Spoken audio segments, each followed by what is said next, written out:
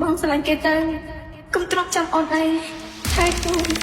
ណែបងស្រហោអងបងគេសុំនោះឯងស្រីបងមិនអាចនឹងបាត់បងថ្លៃមិនអាចឲ្យអូនឯងទេយើងស្រឡាញ់គ្នាណាស់ហេតុអ្វីមានមេអូនព្រមឲ្យបងឈឺមិនអាចដាក់បងអូនឲ្យគេមិនអាចបាត់បង់រូបស្រីមិនអាចព្រមឈឺចាប់ទាំងពីរបងមិនព្រមឲ្យគ្នាបងមិនអាចលះបង់មិនអាចអត់ទុកមើលបងគេ